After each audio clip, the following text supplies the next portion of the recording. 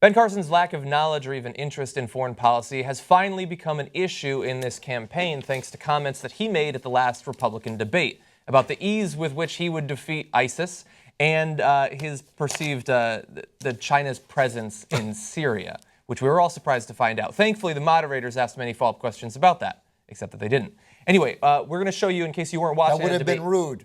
It would have been rude. Showboating. I don't like your tone. It's not about you, it's about them. It would have been a gotcha question. Yeah. Gotcha, China isn't in Syria. Oops. Yeah, nor is it in the TPP.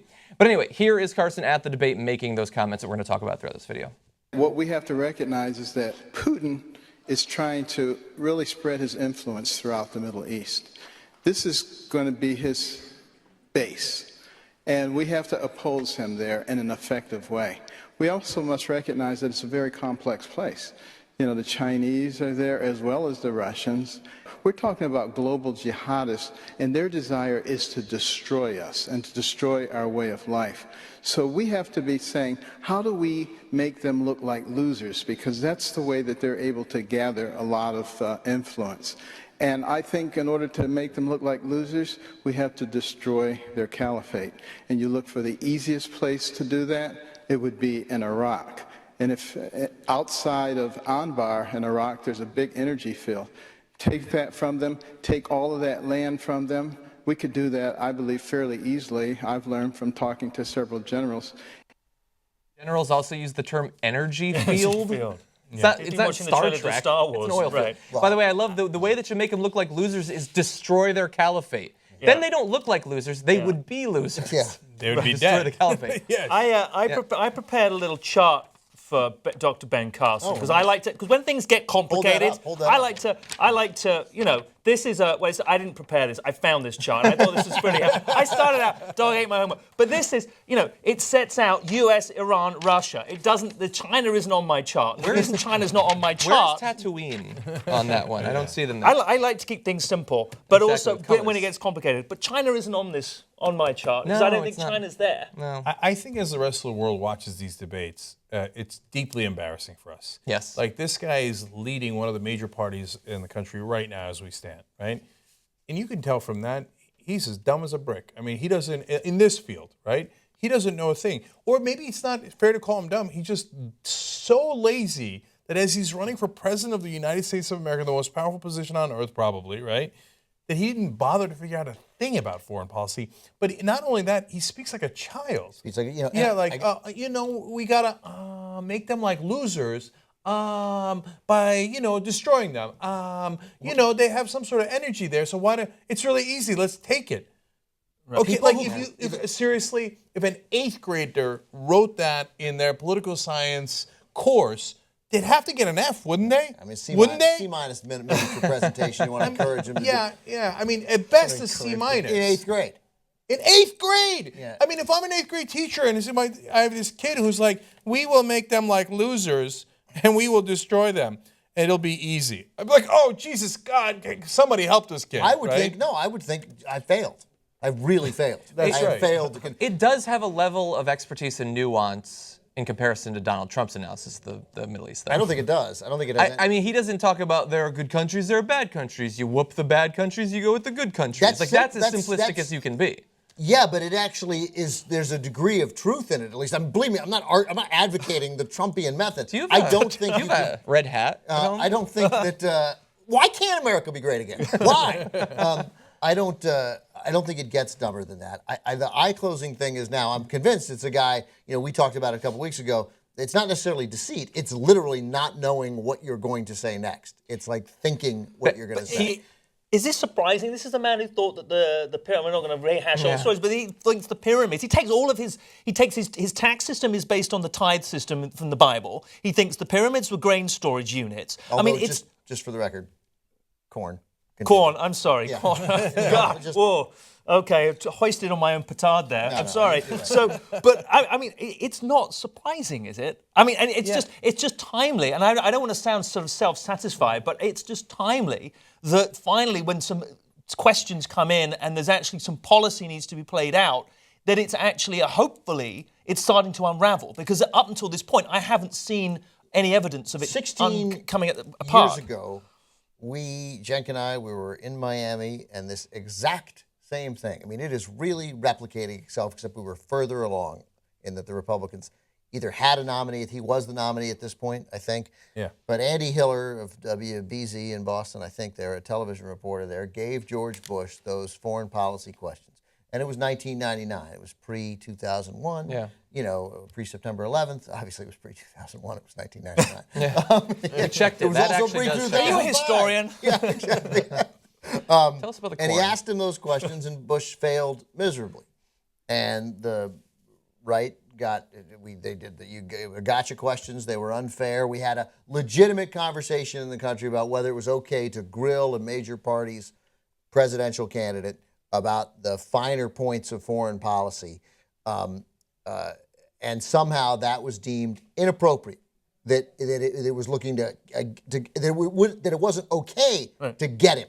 Yeah. Because a get him would have been, hey, you're about to elect somebody who doesn't think these things are important. Yeah. And if we get to the point where this becomes acceptable again, then all of a sudden then for the first time I want to put my arm around those people who are like, I'm moving to Canada, because I'm not interested in us we made it once. We don't get to make that kind of mistake again. I would pack your bags because it looks I'm not like going anywhere. it looks like it's acceptable. I mean, the reason that he can get away with saying that is the electorate is supporting two people who know absolutely nothing about foreign policy, whereas the candidates who at least can speak about foreign policy, they can name classes of submarines like Carly Fiorina or Rubio, are not doing well as a result of their foreign policy knowledge. So why would you actually learn it? I think it's working for them. But I do want to get to he's calling out these facts about Syria, these facts about China and all that stuff. But he is going to be called out on it by people like the president, and we also have his response. So first, here is Barack Obama speaking in reference to what Ben Carson said at the debate. What do you think when you hear someone like Ben Carson get up in a debate and say, hey, this would be easy. We can take ISIL out just by bombing their oil fields near Ambai. That's what the general told him. Yeah. What I think is that he doesn't know much about it. Over the last several years, I've had access to all the best military minds in the country and all the best foreign policy minds in the country. And if I'm down in the Situation Room talking with people who have worked in these regions and have run major military operations, and they don't think it's easy, then it's probably not easy. So there he's talking about whether it would be easy to just take out their energy fields or whatever. Susan Rice came forward to say the claims about China being involved there are untrue. And so then they went back to Ben Carson saying all of these people in the military and in the government are saying that it's not true. There's no evidence that they're actually involved there. And so here is Ben Carson's response. Do you want to revise or expand your statement? We actually will be releasing some material on that before the weekend is over. That material, where did you get that material from? Could you give us any details about that? I have several sources that I've gotten material from. I'm surprised that my sources are better than theirs. Is that something you're going to share with the White House as well? I mean, are you in conversation with them? Because it seems like you're claiming you know more than the White House. They will have an opportunity to see the material just as everybody else will. Yeah, he says he's surprised that they have better sources than the White House. I'd be surprised too. Yeah, I'm also surprised. Yeah, I let me preemptively call bullshit. Okay, I guarantee you that whatever he's going to release is going to be a steaming pile of bullshit. Okay, yeah. What do you have? Drones in the sky? Carson campaign? Like they barely have any staffers. All they care about is selling books. Mm-hmm. Somehow you were able to get better intelligence. What'd you do, Carson? You sent in a guy for a surgical strike. Yeah. Oh, God. Okay. And figuring out, oh, my God, I figured out where ISIS is and how easy it is to get them. You're going to release something? But what he's going to release is going to show how stupid he is. That he probably, look, some of the things that he said in the past, he got from internet memes.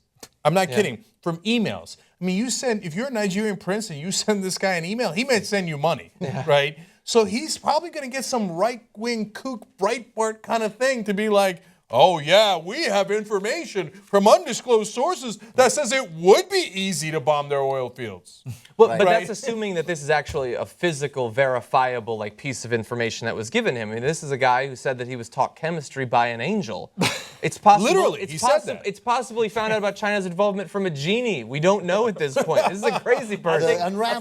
He rubbed the lamp and then he found out all about foreign policy.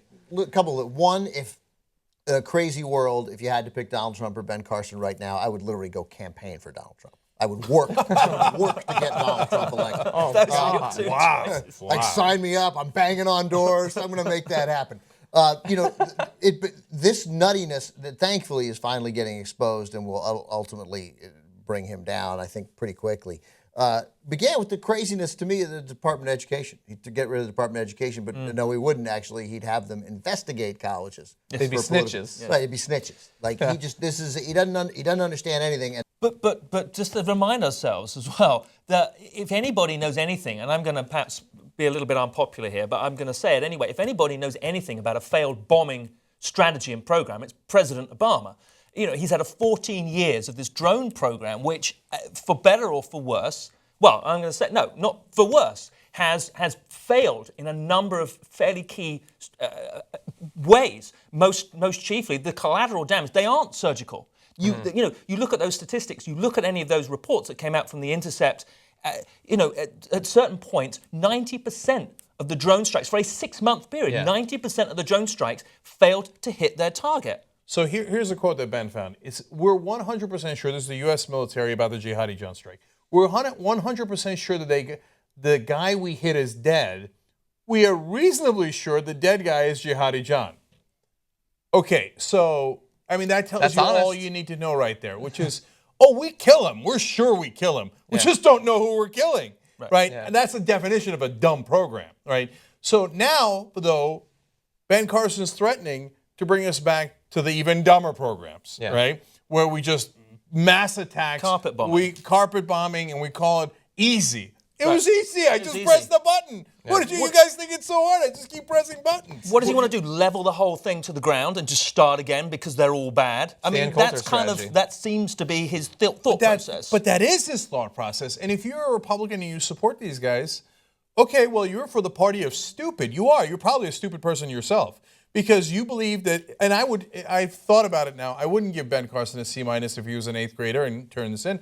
I'd give him an F because he got things that are fundamentally wrong. China is not in Syria. That's even a general that kind of supports him, General Hayden, who's a Republican, who started the warrantless wiretapping program, who was in favor of torture, talked to and advised Ben Carson earlier, talked to him 3 months ago, came out and said, here, I'll give you a quote, I would characterize the Chinese as merely interested. Yeah. Okay, meaning no. And then he went on to say, and so I think he overstated the data in that point. Overstated the data. Overstated. In other words, he made it up. He heard that there was one Panda Express and he got too excited by the whole concept.